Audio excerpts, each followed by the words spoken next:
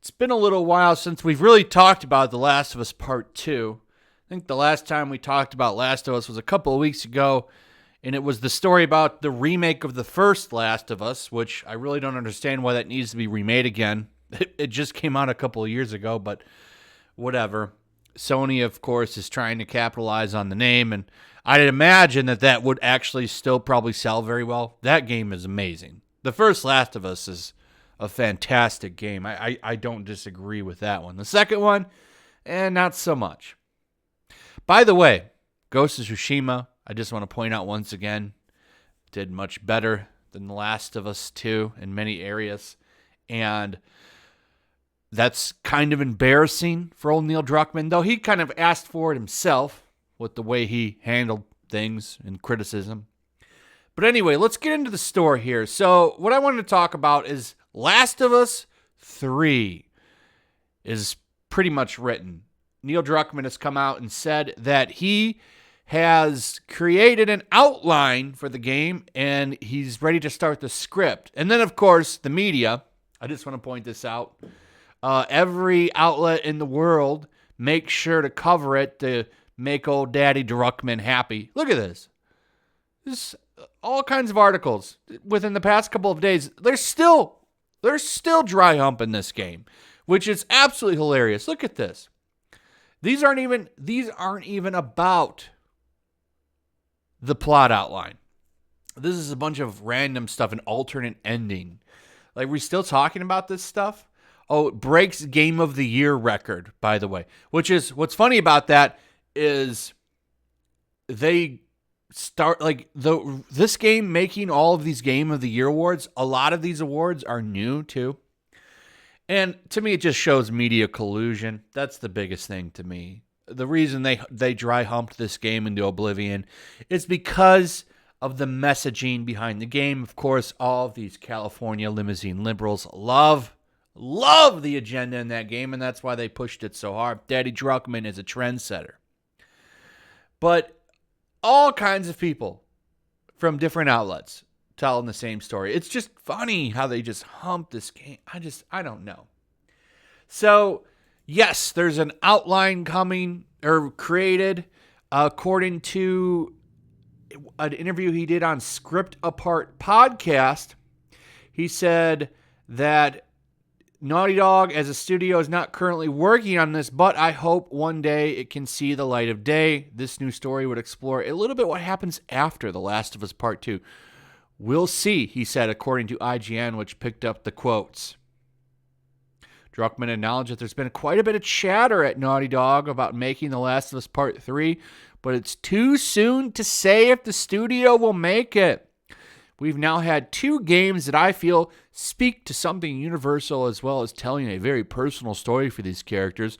With one game, there's no pattern of what a franchise is, he said. With 2 games now, there's starting to be a pattern. Now, I feel like there are some structural and thematic themes you'd have to stick to if you're making a 3rd game.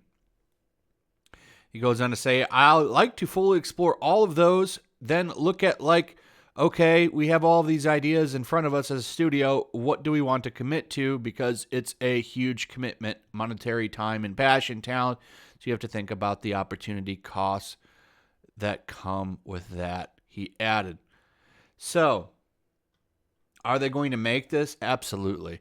And I think it's going to be hilarious because if I had to guess, the 3rd game would focus on Abby.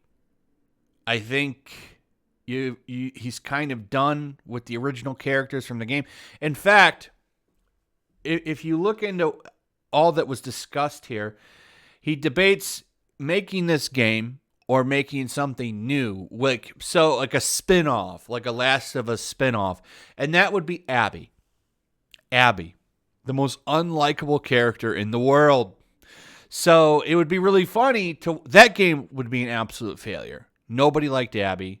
Abby is probably one of the most unlikable people that have ever graced a video game in a long time. So this would be an absolute failure, and that's why I hope it gets made. I hope it gets made just to laugh at a humongous flop. More of a flop of Last of Us 2, in my opinion. No, Last of Us 2 sold okay. All right. It did, and I'm not denying that. But the real story behind the sales of that game are all of those pictures of that game sitting on shelves. I've done videos on that. Pictures of all these different stores with that game just overflowing. Used copies showing up literally a week after that game's release.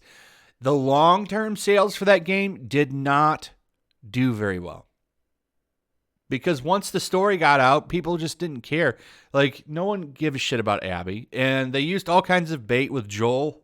They had trailers making it look like he was going to be a heavy part of the game. He wasn't. He died like an hour into the game. So, would people really turn up for Last of Us 3? I don't think so. And if you make a game about Abby, it's going to be a miserable failure. And I would really enjoy laughing at that. So, we'll see what happens, but don't expect this to be a huge hit. I think they'll believe it will be, and it'll be hilarious to laugh at. But I hope it comes out. Please, Sony, make this happen. I definitely could use the content. Anyway, let me know what you guys think in the comments below. Also, if you would, please like, subscribe, share the video. Make sure you're still subscribed. Hit that notification bell. And as always, I will see you guys on the next one. Peace. Also, if you want to help support the channel, check out my Teespring store. There's a link in the description. You can find some merchandise in there that you might want to check out. Also, take a moment. Make sure you're still subscribed to the channel. There's something going on right now, and they've been unsubscribing people. So just take a second and double check on that and subscribe if you're new.